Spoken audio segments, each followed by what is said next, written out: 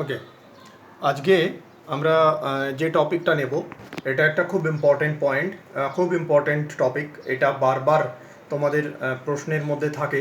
সেটা হচ্ছে age distribution of a population, বা যার বাংলাটা হচ্ছে একটা পপুলেশনের বয়স ভিত্তিক গঠন, সেটা কি রকম হয়। তো প্রথমে জানতে হবে এজ ডিস্ট্রিবিউশনটা কী জিনিস। নর্মালি একটা পপুলেশনে, particularly in an human population যদি আমরা দেখি, সেখানে তিনটে এজ গ্রুপের সদস্য থাকে। সেই এজ গ্রুপগুলো কী কী না, একটা হচ্ছে প্রি রিপ্রোডাক্টিভ, মানে যারা এখনও জনন ক্ষমতা অর্জন করেনি। সো প্রি রিপ্রোডাক্টিভ এর বাংলাটা মোস্ট প্রবাবলি ওই প্রাক প্রজননক্ষম এরকম একটা কিছু হয়। তারপরে হচ্ছে রিপ্রোডাক্টিভ, মানে প্রজননক্ষম। আর পোস্ট রিপ্রোডাক্টিভ মানে যাদের প্রজনন ক্ষমতা উত্তীর্ণ হয়ে গেছে, মানে আর প্রজনন ক্ষমতা নেই। সো প্রজনোত্তর বয়স এটা বলে। সো থ্রি এজ গ্রুপ, আমরা ইংরেজি টার্মটাই বারবার ব্যবহার করব, প্রি রিপ্রোডাক্টিভ। সো যারা এখনও রিপ্রোডাক্টিভ ক্যাপাসিটি অর্জন করেনি। একটু বয়সগুলো আমি দেখাতে চাইছি এর সঙ্গে সঙ্গে। So pre reproductive means less than 18 years, reproductive is 18 to 40 years, and post reproductive is 40 to 70 years. এখানে একটা প্রশ্ন আসতেই পারে যে প্রি রিপ্রোডাক্টিভ এজটা লেস দেন 18 ইয়ার্স বলা হচ্ছে, অথচ 18 ইয়ার্স পর্যন্ত কি হিউম্যান মেল বা ফিমেলের রিপ্রোডাক্টিভ ক্যাপাসিটি থাকে না? আনসার কিন্তু থাকে। ঠিক আছে, আফটার 14 অ্যান্ড 15 ইয়ার্সই কিন্তু হিউম্যান পপুলেশনে মেল বা ফিমেলের রিপ্রোডাক্টিভ ক্যাপাসিটি আসে। তা সত্ত্বেও আমরা কেন 18 ইয়ার্সটাকে একটা ল্যান্ডমার্ক ধরছি? That is because the permissible, legally permissible age of marriage is 18। আইনের চোখে বিবাহের জন্য যে এজটা রিকোয়ার্ড, যে এজটা মিনিমাম, যে এজটা রিকোয়ার্ড সেটা হচ্ছে 18 বছর। এটা তোমরা জানো, 18 বছর না হলে কাউকে অ্যাডাল্ট হিসেবে স্বীকৃতি দেওয়া হয় না। দেয়ারফর যেহেতু আইনের চোখে ম্যারেজের লিগাল এজটা হচ্ছে 18, তাই লেস দ্যান 18 ইয়ার্স এটা ধরে নেওয়া হচ্ছে they are pre reproductive. Then reproductive, that is 18 to 40 years. এরপরে হচ্ছে পোস্ট রিপ্রোডাক্টিভ, যেটা হচ্ছে 40 থেকে 70 বছর। তো এই তিন ধরনের বয়সের সদস্য একটা পপুলেশনের মধ্যে থাকে। নেক্সট হচ্ছে এই তিন পপুলেশনের সদস্যকে, একটা পপুলেশনের মধ্যে এই তিন ধরনের বয়স ভিত্তিক সদস্যরা কি সংখ্যায় বর্তমান আছে, সেটা যদি আমরা একটা নির্দিষ্ট বিন্যাসে সজ্জিত করি, তখন আমরা একটা পিরামিডের মতো শেপ পাবো, যে পিরামিডটাকে আমরা বলে থাকি এজ পিরামিড। যেখানে প্রি রিপ্রোডাক্টিভ তারা হচ্ছে একদম ভূমিতে থাকে, তারপরে রিপ্রোডাক্টিভ এজের সদস্যরা তারা মাঝখানে থাকে, আর একদম পিরামিডের শীর্ষে বা সবার ওপরে থাকে পোস্ট রিপ্রোডাক্টিভ এজের সদস্যরা। এখন এই কেন বয়সভিত্তিক পিরামিড বা বয়সভিত্তিক এই ডিস্ট্রিবিউশনটা আমাদের কাছে এত ইম্পর্ট্যান্ট? বিকজ দেখা গেছে যে একটা পপুলেশনের বৃদ্ধি, একটা পপুলেশনের হ্রাস, বা একটা পপুলেশনের গঠন, বিস্তার, প্রজনন ক্ষমতা, এগুলো সমস্তটাই নির্ভর করে হচ্ছে ওই পপুলেশনের বিভিন্ন বয়সভিত্তিক সদস্যদের পারস্পরিক অনুপাতের ওপর। অর্থাৎ তারা কি রেশিওতে ডিস্ট্রিবিউশনে আছে, তারা কি রেশিওতে উপস্থিত আছে। প্রি রিপ্রোডাক্টিভের সংখ্যাটা বেশি না রিপ্রোডাক্টিভের সংখ্যাটা বেশি না পোস্ট রিপ্রোডাক্টিভের সংখ্যাটা বেশি, তার উপর ভিত্তি করেই বেসিক্যালি কিন্তু একটা পপুলেশনের গঠন, বিস্তার, প্রজনন ক্ষমতা, এগুলো সব কিছু ঠিক হয়। দ্যাটস ওয়াই এই এজ পিরামিড এটা কিন্তু আমাদের চোখে ভীষণ ইম্পর্ট্যান্ট। তো বেসিক্যালি আমরা তিন ধরনের এজ পিরামিড পাবো, আমরা 1 by 1 সেটা নেব। দ্য ফার্স্ট যে পিরামিডটা আমরা নিচ্ছি, this is for expanding population. Expanding population এটা পুরোপুরি তোমরা দেখেই বুঝতে পারছো, একটা আপরাইট পিরামিড, মানে একটা আপরাইট মানে যার ভূমি নিচে আর শীর্ষবিন্দু ওপরে, এরকম অবস্থার একটা পিরামিড, যার প্রি রিপ্রোডাক্টিভটা একদম নিচে, রিপ্রোডাক্টিভটা তারপরে, পোস্ট রিপ্রোডাক্টিভটা তার ওপরে। এখানে দেখেই বোঝা যাচ্ছে যে প্রি রিপ্রোডাক্টিভ সদস্যের সংখ্যাটা কিন্তু দেখো রিপ্রোডাক্টিভের সদস্যের সংখ্যা থেকে অনেক বেশি হয়েছে। সো এই ধরনের পিরামিড যেখানে প্রি রিপ্রোডাক্টিভ এজ সব থেকে বেশি, তাদের আমরা বলে থাকি এক্সপ্যান্ডিং পপুলেশন। কেন এক্সপ্যান্ডিং? না এখানে birth rate will be very very greater than death rate. Birth রেটের পরিমাণ কিন্তু ডেথ রেটের থেকে অনেক বেশি হবে। সো পপুলেশন এখানে খুব দ্রুত বিস্তার লাভ করবে, দ্রুত বৃদ্ধি লাভ করবে। ইন্ডিয়াতে এই ধরনের পপুলেশন গ্রোথ দেখা যায়, এই ধরনের পিরামিড দেখা যায়। ইস্টের পপুলেশনের ক্ষেত্রে এই ধরনের পপুলেশন পিরামিড আছে। এই পিরামিডগুলোতে যেহেতু ভূমিটা প্রশস্ত হয়, তাই একে বলে হচ্ছে ব্রড বেস পিরামিড। এই নামগুলো সব মনে রাখতে হবে। তোমাদের প্রশ্ন আসে ব্রড বেস পিরামিড কোন ধরনের পপুলেশন গ্রোথকে সাজেস্ট করে বা নির্দেশ করে, বলে দেখবে এক্সপ্যান্ডিং পপুলেশন, স্টেবল পপুলেশন, এরকম বলে 3-4টে অপশন দেয়া থাকবে। সুতরাং এই ধরনের প্রত্যেকটা টার্মিনোলজি যেগুলো আমি এখানে দেখাচ্ছি, এটা আমার ম্যাটেরিয়ালেও পুরোপুরি আছে। এখানে সব ভিডিওটা দেখে নিয়ে ম্যাটেরিয়ালটা একটু ডিটেলসে পড়ে নেবে। নেক্সট দেখো যে পিরামিডটা আমাদের আছে, এই পিরামিডটাকে আমরা বলে থাকি bell shaped pyramid. Bell shaped pyramid, আগেই ছবিটা দেখে বুঝতে পারছো, the shape is like this. So this is bell shaped pyramid বলা হয়ে থাকে। এখানে প্রি রিপ্রোডাক্টিভ আর রিপ্রোডাক্টিভ এই দুটো এজ গ্রুপ হচ্ছে প্রায় সমান।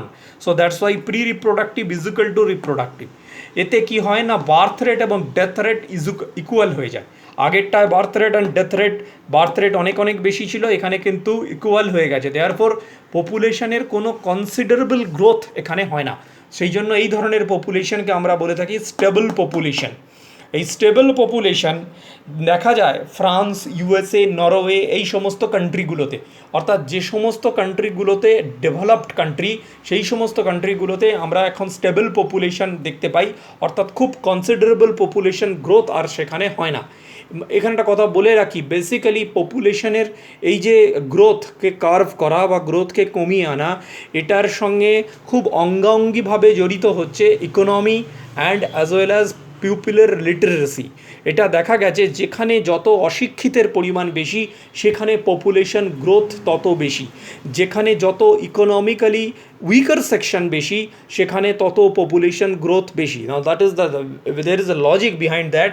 এটা বোধহয় আমি তোমাদের একদিন ক্লাসেও বলেছিলাম যে যেখানে ইকোনমি খুব পুয়ার, অর্থাৎ দরিদ্র সীমার নিচে বসবাসকারী লোকজন রয়েছে, তাদের সমস্ত কিছুই পুয়ার। তাদের প্রপার মেডিকেল ফ্যাসিলিটি নেই, তাদের শিশুর জন্মের মৃত্যুর হার অনেক বেশি। দেয়ারফর তারা ধরেই নেয় যে আমার যদি 5টা বাচ্চা থাকে, তার মধ্যে 3টে বাচ্চা হয়তো মারা যাবে। So to be in the safe side, যাতে অ্যাটলিস্ট আমার হাতে 2টো বাচ্চা থাকে, তারা কখনো কম সংখ্যক রিপ্রোডাকশন করে না। দ্যাট মোর অ্যান্ড মোর তাদের টেন্ডেন্সি হলো মোর অ্যামাউন্ট অফ চিলড্রেন নেয়া। বিকজ তারা জানে যে তাদের ইকোনমিক যা অবস্থা, সেটা তাদের পারমিট করে না proper health care, proper medication এগুলোকে অ্যাফোর্ড করা।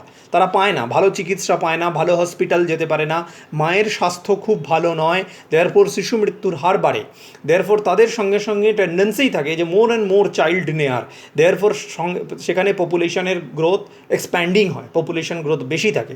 সিমিলারলি যেখানে যত বেশি ইলিটারেসি আছে, সেখানে তত কন্ট্রাসেপটিভ বা বার্থ কন্ট্রোল ডিভাইস, যেগুলো জন্ম নিরোধক যে প্রক্রিয়াগুলো রয়েছে, সেগুলোর ব্যবহার তত কম। ইলিটারেসি যত বেশি, তত এর ব্যবহার কম হয়ে আসে। সুতরাং সেখানে স্বাভাবিকভাবেই পপুলেশন গ্রোথ আরও বেশি হয়। দের ইজ আনাদার ফ্যাক্টর, সেটা হচ্ছে এজ অফ ফার্স্ট ম্যারেজ, অর্থাৎ কত কম এজে বিবাহ হচ্ছে, এটা একটা পপুলেশনের ক্ষেত্রে বিরাট ফ্যাক্টর।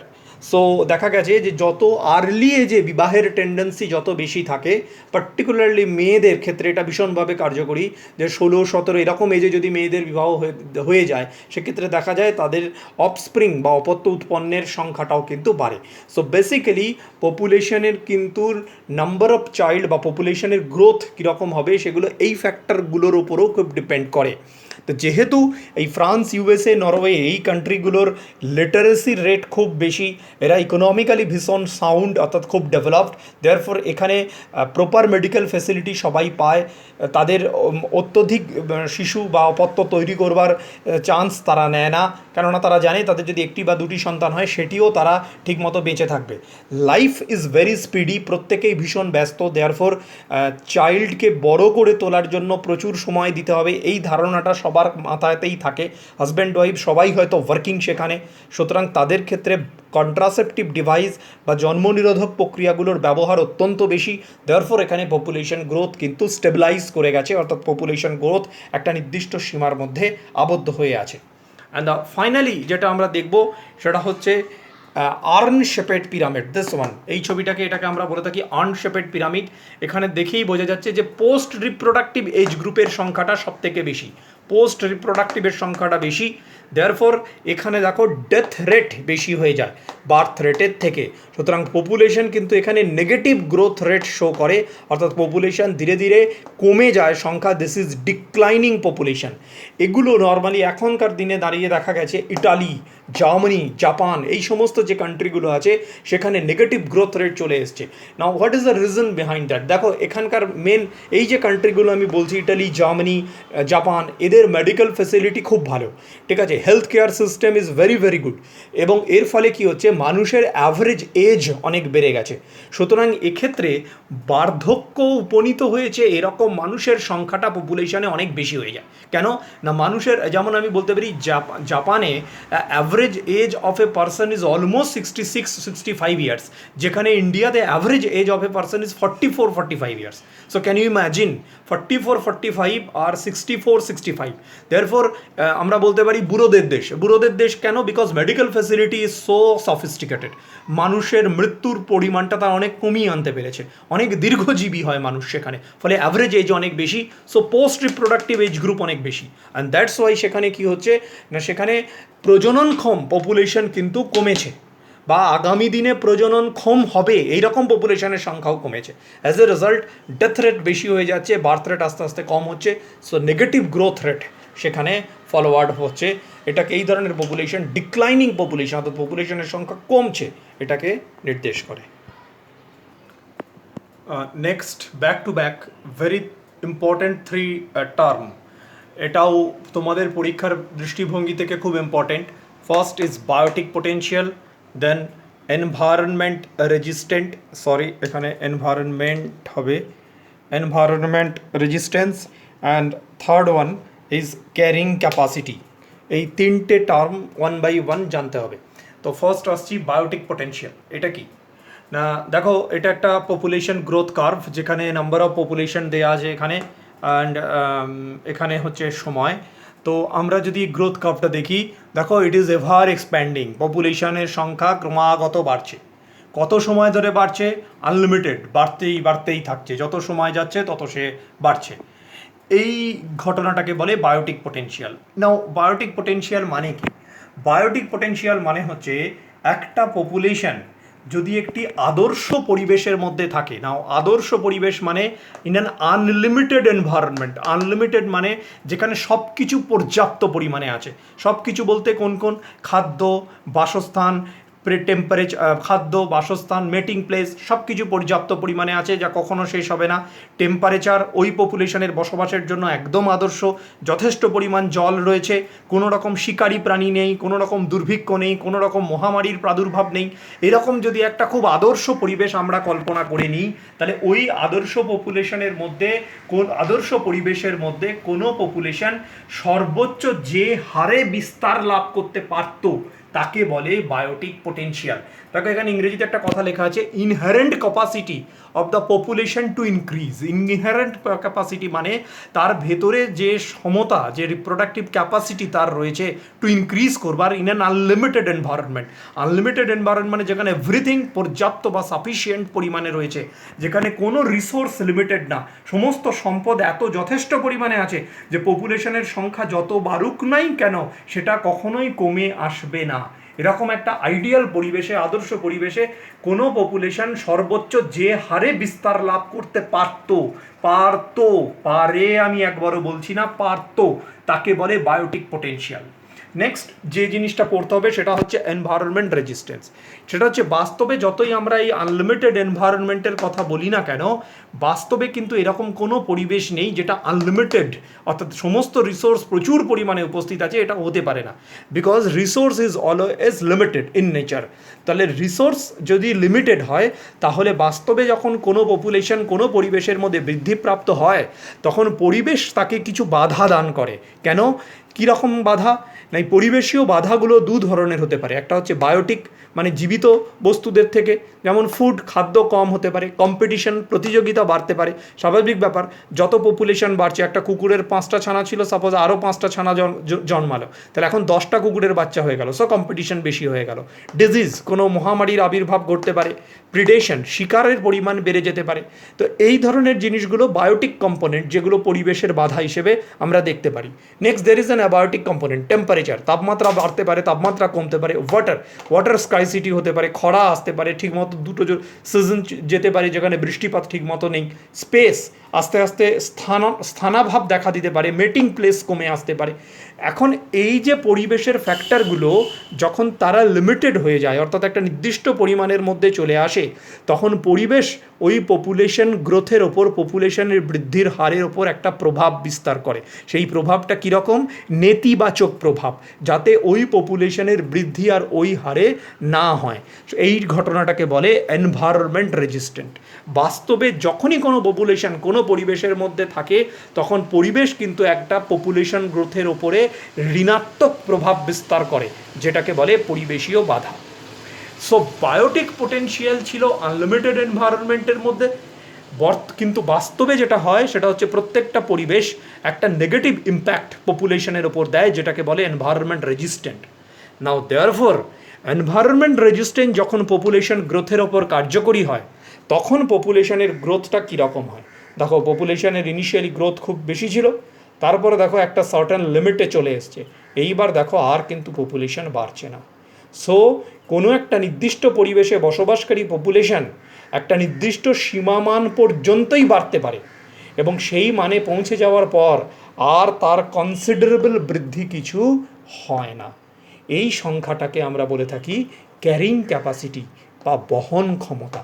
দেয়ারফর বাস্তবে কোনো পপুলেশন কখনোই বায়োটিক পোটেন্সিয়াল পায় না, তারা ম্যাক্সিমাম ক্যারিং ক্যাপাসিটি পর্যন্তই যেতে পারে, এবং ক্যারিং ক্যাপাসিটি স্টেজে গিয়ে এখানে বার্থ রেট এবং ডেথ রেট সমান হয়ে যায়, অর্থাৎ পপুলেশন গ্রোথ রেট 0 হয়ে যায়। অর্থাৎ দেখো, পপুলেশন একটা স্ট্রেট লাইন মেনটেন করছে, নাইদার সেখান থেকে সে ডিক্রিজ হচ্ছে নর তার ইনক্রিজ হচ্ছে। So at carrying capacity level growth rate will be equal to 0 and birth rate সমান death rate. So carrying capacity হচ্ছে কোনো নির্দিষ্ট পরিবেশে বা নির্দিষ্ট ভৌগোলিক সীমারেখায় বসবাসকারী কোনো পপুলেশন অনন্তকাল ধরে যে লেভেলে স্থায়িত্ব লাভ করে। অনন্তকাল ধরে কেন না, এখন এই জায়গাতেই পপুলেশনটা থেকে যাবে, আর no more increase no more decrease. So দীর্ঘদিন ধরে স্থায়িত্ব লাভ করে, তাকেই বলে ক্যারিং ক্যাপাসিটি। ওই পরিবেশে যে পরিমাণ রিসোর্স আছে, যে পরিমাণ সম্পদ আছে, সেই রিসোর্স ওই পপুলেশন গ্রোথটাকে রেজিস্ট করবার জন্য বা ওই পপুলেশন গ্রোথটাকে সাপোর্ট করবার জন্য যথেষ্ট। এর থেকে বেশি পপুলেশন গ্রোথ কিন্তু ওই পরিবেশ সাপোর্ট করতে পারবে না। নর্মালি ক্যারিং ক্যাপাসিটিকে সবসময় কে দ্বারা চিহ্নিত করা হয়। এই তিনটে টার্ম এখানে ভীষণভাবে মনে রাখবে। So biotic potential is an idealistic concept, একটা আদর্শ কনসেপ্ট। বাস্তবে কিন্তু environment resistance comes into play, সে তার যথেষ্ট ভূমিকা আছে, সে পপুলেশনের গ্রোথের ওপর ঋণাত্মক প্রভাব বিস্তার করে। আর এনভায়রনমেন্ট রেজিস্ট্যান্স থাকে বলেই বায়োটিক পোটেনশিয়াল কখনোই কোনো পপুলেশন পায় না, রাদার ক্যারিং ক্যাপাসিটি লেভেলে এসে সে নিজেকে স্টেবিলাইজ করে বা নিজেকে সেইখানে স্থায়ীভাবে ক্যারিং ক্যাপাসিটি লেভেলে বজায় রাখে।